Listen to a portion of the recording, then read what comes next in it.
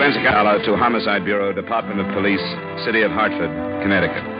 I in no way expect the Bureau to honor this statement, but since it's my regular form of report, I will use it for convenience. The following is an accounting of expenditures during my investigation of the Glen English matter. My interest in the case has been a purely personal one. I have no fault to find with official procedure after his death or after the 2-year-old murder that was at the bottom of the whole thing. I'd known Glen since about 1947, the girl he married longer than that. In 49, after studying under the GI Bill, he turned in his private operator's license and opened his own law office. Since then, I've called on him when I needed something, and he's called on me. So it wasn't unusual that he phoned me at about 10:30 the night before I read of his death.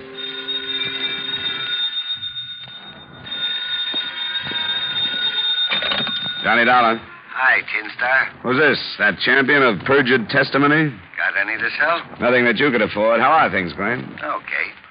I'd like to ask a favor of you, Johnny. Sure, what is it? I've got some evidence that I want to protect, a statement. Could you get a photostated for me in the morning? Yeah, I'm free in the morning. This is pretty hot stuff. I'll tell you about it when I see you. In for the night? Yeah? Well, I may come over. If I don't see you tonight, I'll drop in on the way downtown in the morning. So you understand that the way it was put, there was no reason for me to think twice about the fact that he didn't show up that night.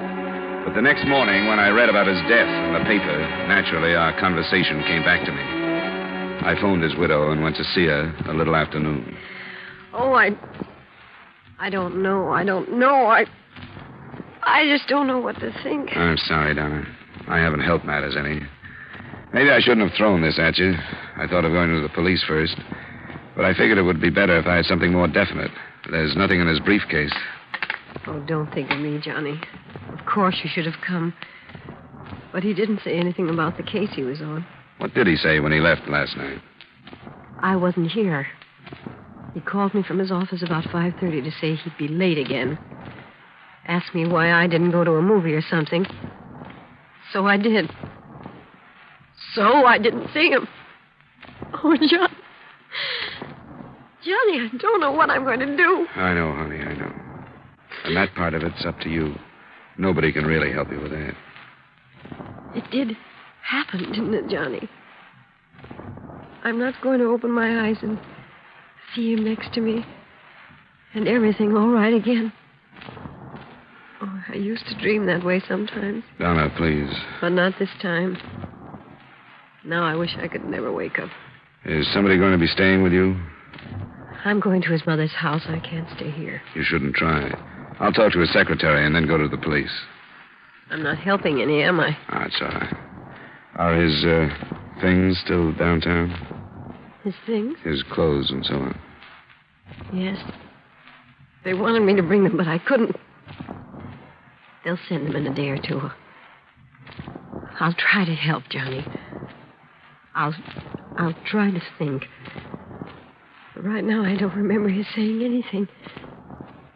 He did say, "Goodbye, darling," on the telephone. That's what I keep remembering.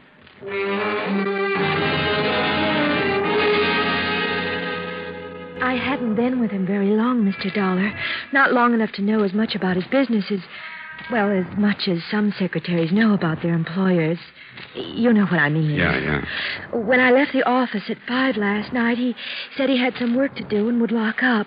I asked him if he wanted me to stay, but he said it wasn't necessary. Can we find out what the work was that kept him? Well, he said something about a new client coming in. And you don't know who it was? Well, he didn't say, Mr. Dollar. He didn't mention a name. You don't mind if I take a look through the office, do you, Miss Rhodes? Well, I suppose it's all right. Nobody's told me what to do about it. Well, you might as well start getting everything together so we can move it out. Let me know what's coming to you in the way of salary. I'll give it to you plus a month. Yes, sir. I'm awfully sorry about Mr. English. He was such a nice man.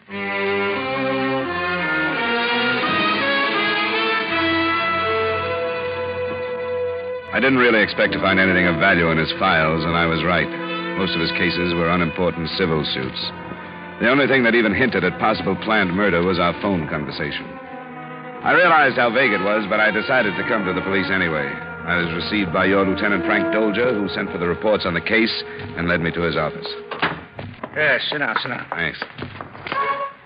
Well, I don't know, but the way I see it, you haven't given us enough to launch a full-fledged murder investigation. Yeah, there's much I realize there.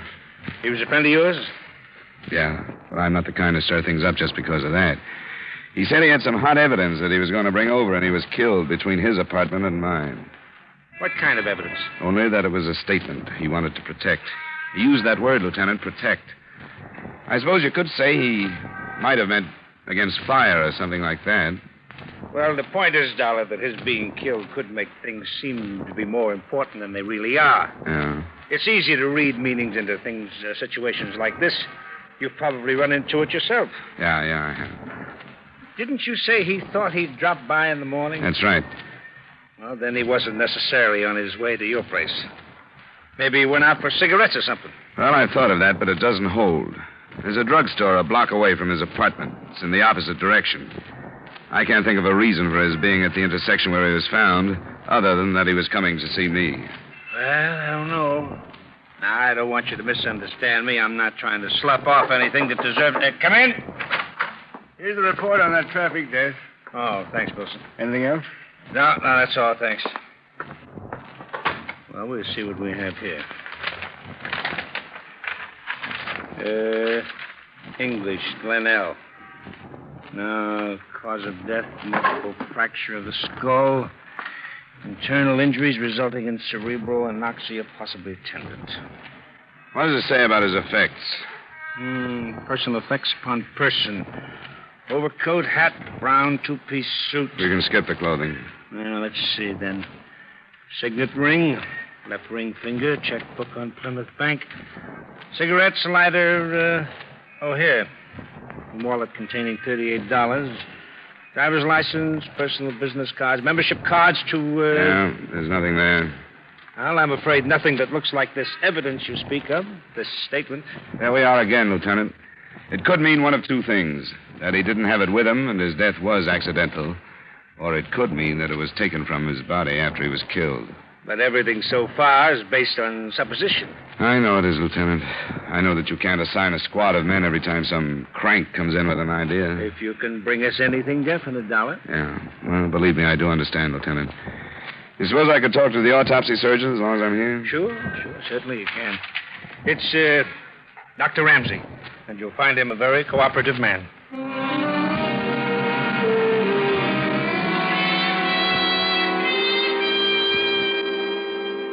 Proof that the victim was not killed willfully?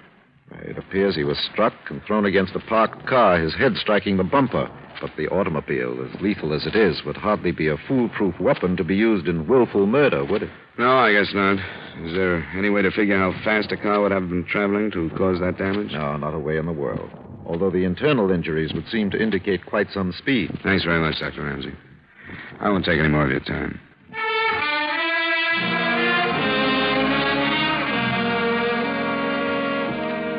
I want to repeat, I have no fault to find with the department. I got nothing but cooperation. The photographic lab showed me the pictures of the scene. The investigating officers gave me their reports. But since everybody's conclusions had already been drawn, I saw or heard nothing that didn't support the theory of hit and run. Everyone agreed it couldn't have been anything else. I turned down a case that afternoon because I couldn't get Glen out of my mind. I went to the corner where he was killed and poked around in the snow. I didn't know what I was looking for, and I didn't find anything. The people living near the corner had already been questioned by the police and repeated to me that they hadn't seen or heard anything the night before. And that evening, in spite of a promise made to myself that I'd leave her alone for a while, I went to see his wife again. It's all right, Johnny. Something happened to me after I got here and spent some time with his mother. She's so brave, I feel ashamed of myself. I'm okay now. What about you? Oh, I can't get any place, Donna. Can you talk with me about it? Sure I can. Yeah, it's driving me crazy. I saw his secretary, and she mentioned that he was going to meet a new client. When he called to tell you that he'd be late, did he say anything about that? About meeting somebody? No, he'd been working late quite a bit the past few weeks. He had a case coming up in the morning. I know. I went into that at the office. It's not what I'm after. What did he say? Can you remember? Word for word, if possible. Yes, I can. Because I said most of it. I was being a typical wife. I didn't like him working at night, and I lost my temper. I didn't give him a chance to explain anything. That's what I have to remember about the last time I talked to him. Never mind now. Come on. He didn't mention anybody. Just that he'd have to work late. Will you give me the key to your apartment? Yes. I'll have to go through his things, Donna. I didn't want to ask you to let me when I was there earlier, but now I've got to. I've covered every other angle I can think of.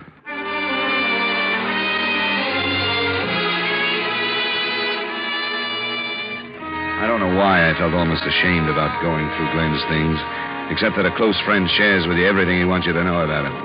And learning new things because he's dead doesn't seem right. I started with his briefcase again, reading everything in it. I moved to the desk in their living room, and from there into the bedroom. In an hour and a half, I was still looking. Then the phone rang.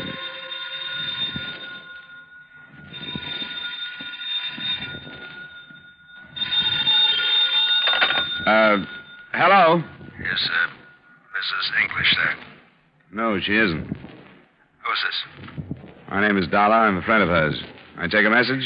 I've been trying to get her all afternoon. I wanted to tell her that was no accident, how her husband got killed.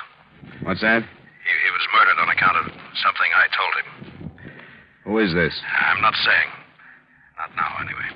You're the client who was with Glen last night? Yeah, that's right. We wrote up a paper. He told me about it. Listen to me. You've got the information I've been looking for. I've got to see you. You go see Warren Kelly. He's the one that had him killed. Warren Kelly? Who is he? Why would he have Glen killed? Are you a lawyer, too? No, I'm a private detective. Glen was one of my closest friends. I've tried to tell the police that it was probably murder, but I can't get any place with him because I haven't had anything definite. If you've got some information, won't you give it to me? You're willing to pick it up after what happened to him? Where can I meet you? All right. If you're game, I am. I sure got nothing to lose. You'll have to come here. I'm being watched. Where are you? You know Caruso's Cafe on Front Street? I'll find it. Ask the bartender for Bruno. But you're sticking your neck out. You're liable to end up where your pal is. Just don't change your mind, Bruno. I'll get there as fast as I can.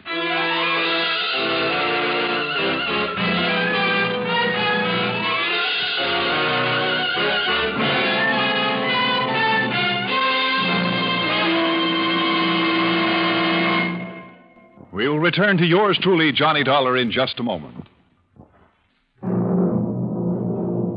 Now, with our star, Edmund O'Brien, we bring you the second act of Yours Truly, Johnny Dollar.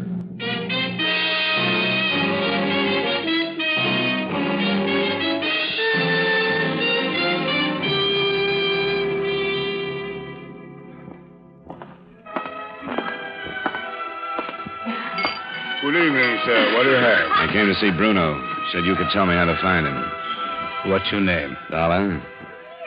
Listen, you buy one drink and look like a customer. Okay. Bourbon and soda, then. Right away. This all right? Yeah, that's good. What's the matter with him anyway? He going to get killed? I don't know much about it yet. Well, he's my friend since we was kids, so I help him. But I don't like it. I don't like trouble.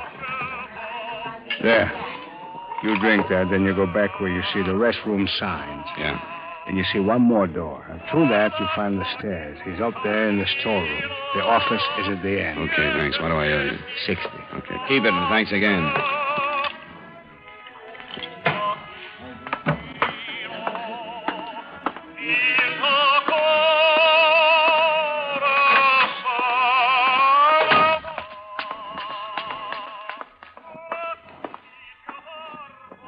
Who's that? Dollar? Yeah. All right, I'll turn the light on. All right, come on in the office. Is it Mr. Bruno? Here, it's Bruno Vic. I'm sorry I got your pal killed. So am I. But he didn't have to take you as a client, I guess. What's it all about? How much did he tell you? Nothing except that he had a statement. He was going to meet me tonight with a notary, and then he said it would hold some water. What made it worth killing Glen over? What was in it? The names of the 3 men that killed him. They got the paper, I guess. They got it. Who are these three men? This Kelly you mentioned. That seems to ring a bell. Yeah, he's one of them, Warren Kelly. The other two are Nat Reiner and Alex Shaw. This is what happened. I didn't mean for it to ever go this way. I told you, pal, he was as hot as I was as long as he had that paper. He shouldn't have been out on the street. That part of it's past. What happened? Well, not many people know it, but Kelly is one of the big bosses of the syndicate around here. His front is a contracting firm. He got where he is because he got rid of the guy who was standing in his way. Maybe you remember Ed Waters. Yeah, vaguely. That was quite a while back. Yeah, 2 years. Kelly wasn't even questioned because nobody knew what happened to Waters. But I do. I was with Kelly when he killed him. I helped bury his body. I know where it is. And Kelly's had men hunting me for a year. This is what you put in that statement? Yeah, that's right. Glen was killed over a 2-year-old gang murder? I told him to be careful. I told him how I'd been hunted from here to California to the Mexican border, every place. I haven't had a day's rest since Kelly got so big he decided it wasn't safe to have me around. I told him all that. Maybe you forgot to tell him that you let Kelly know you were going to make a statement to a lawyer. No, I didn't do that. But I let him know that I was through running, that I was going to give myself up. The paper was addressed to the DA. Why'd you bother with a lawyer? Why didn't you go direct to the DA? You're hard to believe, Vic. Look, Dollar, I know how you feel losing a friend, but I went to him for advice on the best way to do it. It was his idea. He wanted to go to court with me. Mostly, I think he figured what a splash he'd make by breaking open that old case. How did they know enough to kill him? I don't know. If they followed me to his office, I didn't see him.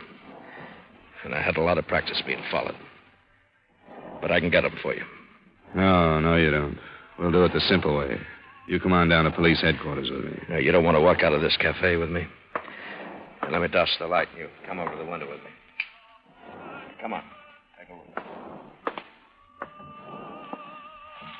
They're right across the street. They're standing together near the bakery. Yeah. One on the left's Nat Reiner, the other's Alex Shaw. They're waiting for me. You're going to have a tough time proving anything about your pal, aren't you? Taking you in will put the police on it anyway. Look at those creeps waiting for me. It's been like this for a year. Every place. 2 or 3 creeps waiting for me. But no more. I'm through running. I guess you asked for it. Yeah, I guess so. But I could count one good thing if I could lay those 2 and Kelly away. Where's the telephone? It's at the bottom of the stairs into the back. Stay here. I'm going to call the police. See if they won't come down here. Sure.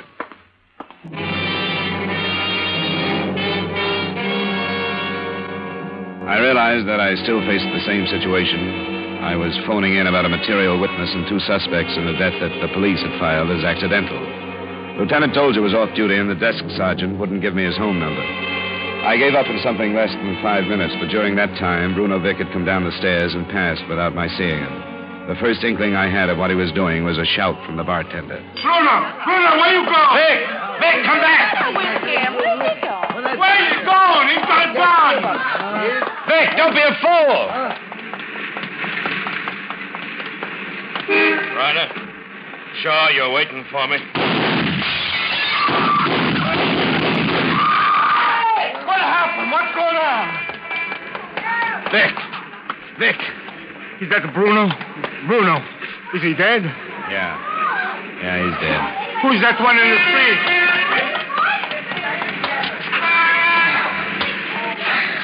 Which one are you? You're Reiner, aren't you? Leave me alone. Can't move legs. Don't try it. The ambulance will be here in a little while.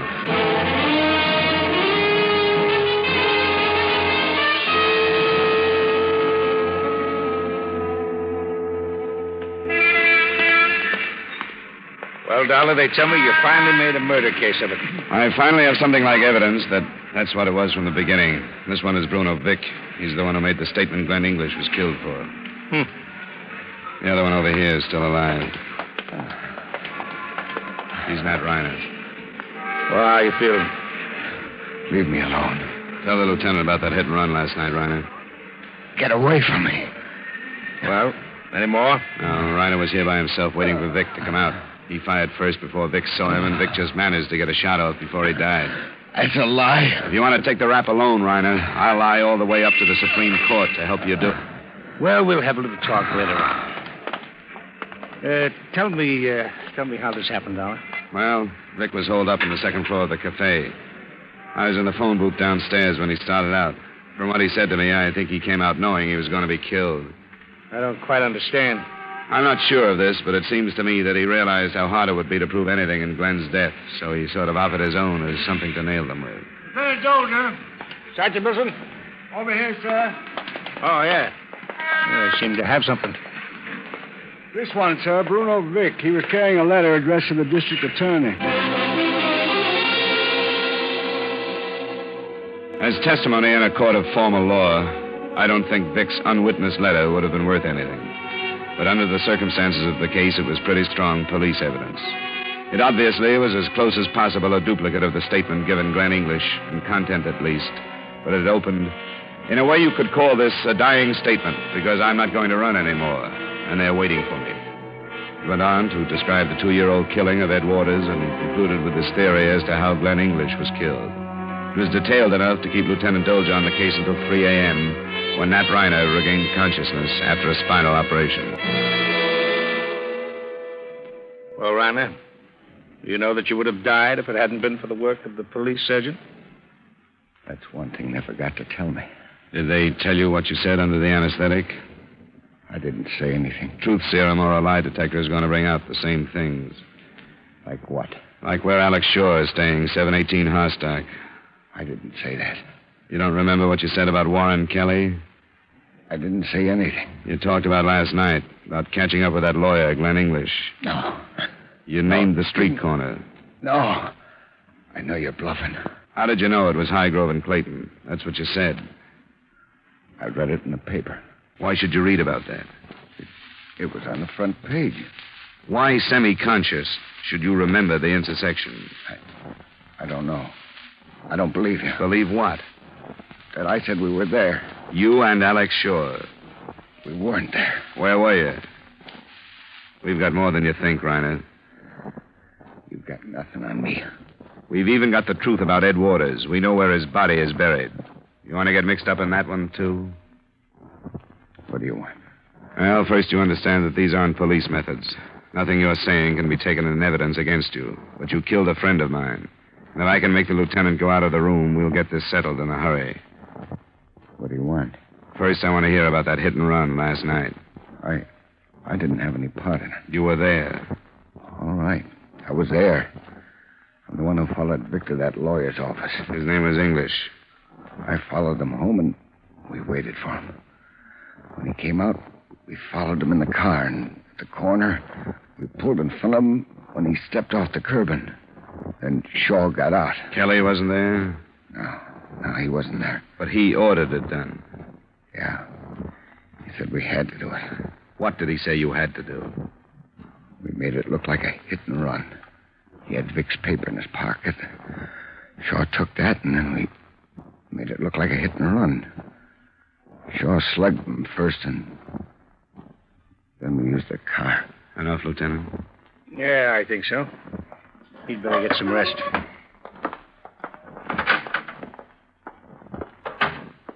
It's pretty late. I have 2 squad cars standing by to go after Alex Shaw. I didn't mean it was too late for that, Lieutenant. Do you think he'll be there? He's there. I got a report he arrived not 20 minutes ago.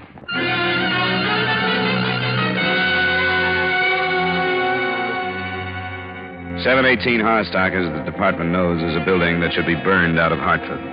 It's been a sore spot, a root of trouble for long enough. It holds 12 families, and Alex Shaw's apartment was on the top floor in the rear. Lieutenant Dolger's men were given positions that covered all the exits, and he and I went up.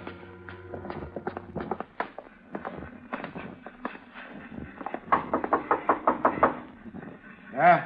Who is it? Police, Shaw. Let us in. What do you want? You were identified as being in that shooting scrape in front of the Caruso Cafe. Come on, let us in. Shaw, I do have a warrant. He's trying something. Let's go in. Okay. Try the panel. I can reach the knob now. The window there. Nelson! There's Lieutenant! We're in his rooms and he's not here. Hey, there he is, Nelson. On the roof across the way. They'd better stop him. He's a killer, Lieutenant. Nelson! Tell him to open up! Open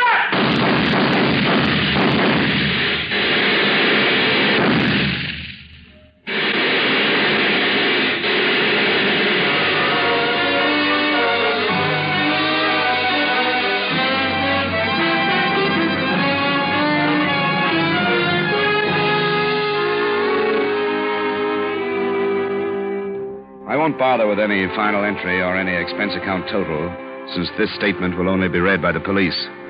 But I will include remarks. They tell me that almost every day murders are being passed off as natural or accidental deaths, only because people don't look at the circumstances closely enough.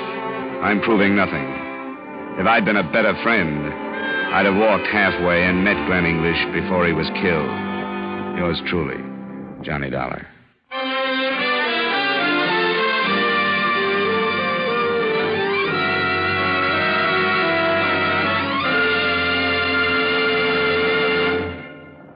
Yours truly, Johnny Dollar, stars Edmund O'Brien in the title role and is written by Gil Dowd with music by Wilbur Hatch. Featured in tonight's cast were Jeanette Nolan, Jim Nusser, Gene Bates, Wally Mayer, Jay Novello, Edgar Barrier, and Bill Conrad. Yours truly, Johnny Dollar, is transcribed in Hollywood by Jaime Del Valle.